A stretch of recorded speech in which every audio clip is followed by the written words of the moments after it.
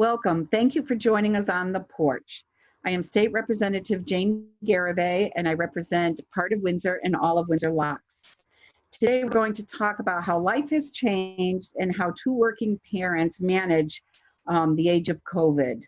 Welcome, Scott and Chrissy. Hi. Chrissy is currently an ICU nurse in Springfield, Mass, and has been a registered nurse for 13 years. She's the mother of two girls, ages 5 and 2 years old. She's currently going to school for nurse practitioner. Wow, that's amazing. And Scott has been a police officer with a local municipality for 11 years and is the father of the same two girls. Scott and Chrissy have been married for almost 8 years. So how's it going? It's going. It's different. It's very challenging, to say the least. Yeah, because we talk a lot about parents that are home and, having to do schoolwork and different things. And then when I heard about you guys, that you have two very demanding jobs on the front line with two little girls, how does it work? I mean, do you work different shifts? Do you work the same time? So I work, luckily, I work in the school system.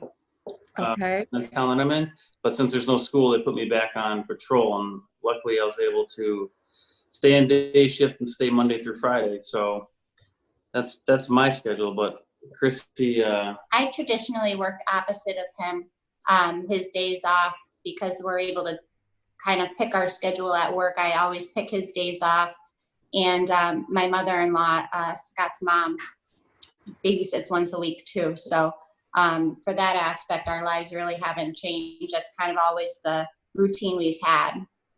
Right. Tell me a little bit about your job, Chrissy. How has COVID affected what you do in the medical field? Well, day to day, in the politics of the hospital, it's changed dramatically. My role as a nurse hasn't changed at all. I'm still taking care of critically ill patients. There's always staffing issues, always. There's never enough nurses. But, walking around with masks on 24/7 within the hospital, we have a tiered nursing structure now. So because the lack of critical care nurses, there may be more nurses than I'm traditionally taking care of. So I may have 3 patients instead of 1 or 2. And then I have other nurses helping me with things that they're able to do. So then I'm able to take care of more critical care patients than I normally would have to. Right. Just wearing that mask for that long has to be, I mean, I wear mine because I believe in it. Yeah. So whenever I'm out, I'm wearing a mask, but I can't imagine going a whole shift with wearing masks and visors and everything else. So yeah, a little tough. And Scott, has it changed what you do? Well, it has changed your job from going from school to out in the community. What are you seeing? So yeah, with the whole the mask thing, that's definitely a change. There's some situations where like time's of the essence, and we got to get there, and it's tough to get it on. So usually we try to get it on while we're driving, or put our gloves on, or that kind of thing. We've had a lot of donations at our department, thankfully, that we haven't had like a shortage or anything.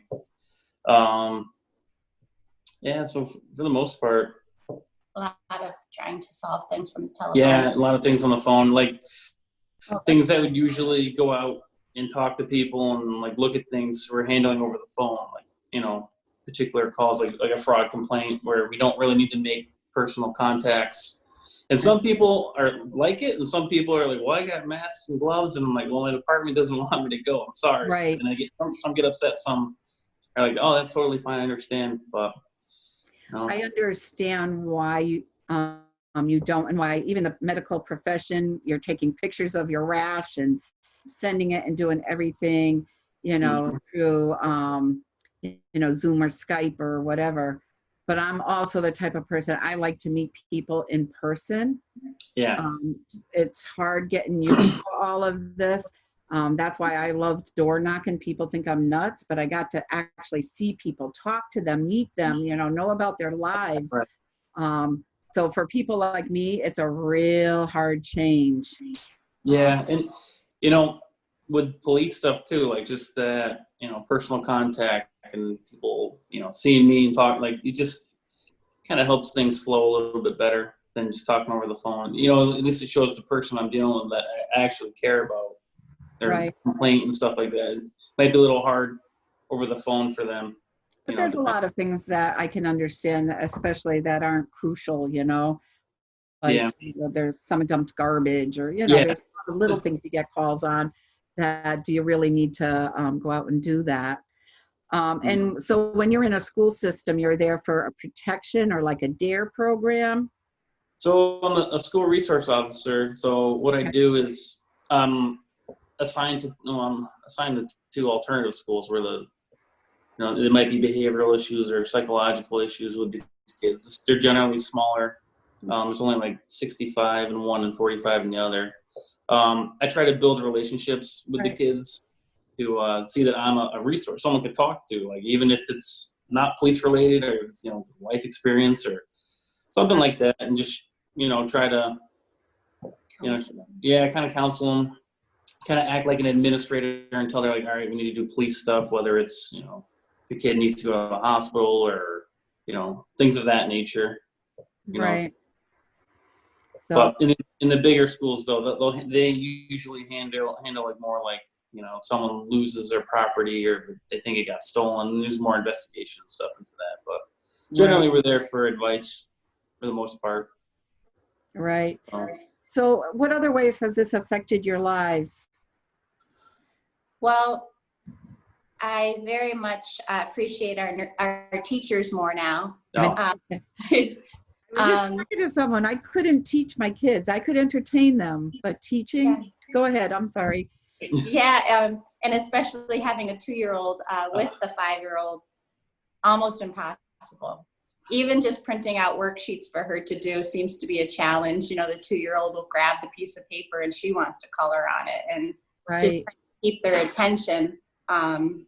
They deserve more awards. Yeah, absolutely. But how do you do that as a parent? You parents that are doing that home teaching are my heroes, because you go to work all day, or vice versa, and then you got to work. And maybe she's in kindergarten, right? Yeah.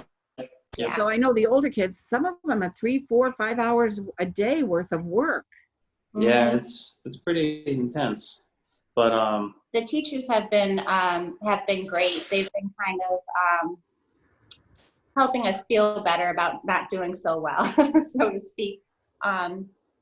They said, really concentrate on spelling, reading, and writing. The sciences and the musics, and you can't expect a 5-year-old to sit there for 6 hours with their parent, and just do your best. And they sent home a really nice letter telling us that we're doing our best, and that an hour and a half of schoolwork for a 5-year-old is pretty good. How long? An hour and a half? Hour and a half. Yeah. And to break it up throughout the day. It doesn't have to be together. Right. And there's other ways that they learn at home. It's just different, like if they help with cooking and measuring, and there's different things that in play that they learn. But I just know I hear people talking, and maybe I could have when I was younger.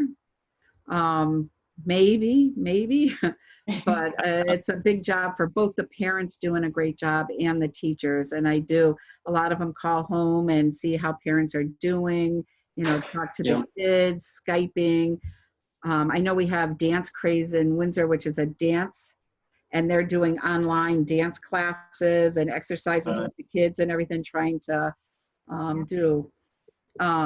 If you had one piece of advice to give to other working parents during COVID, what would that be?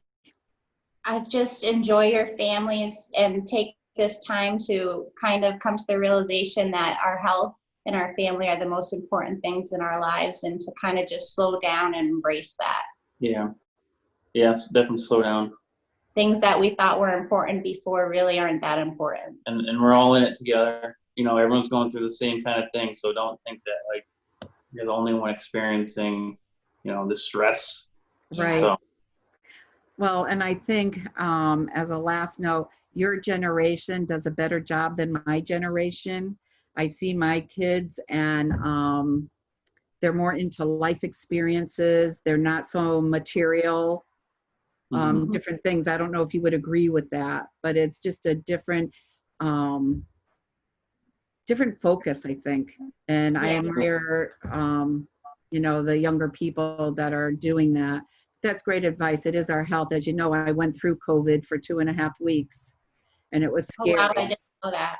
Yeah, and I actually ended up going into the hospital, but only 6 hours, which was great because my lungs ended up being okay. I had other like dehydration, things that you don't think of, and I got to come home. But it was 2.5 weeks, and when you get dropped off at that hospital, my sister cried all the way home because she dropped me off, and she goes, "I didn't even say goodbye to you. I didn't hug you. I didn't know if I was going to see you again," type thing. Yeah. So for all these families, that's really scary. And what both of you do in your profession helps people feel better. It assures people in what you do. So thank you for that. Thank you. Well, it was very nice meeting you.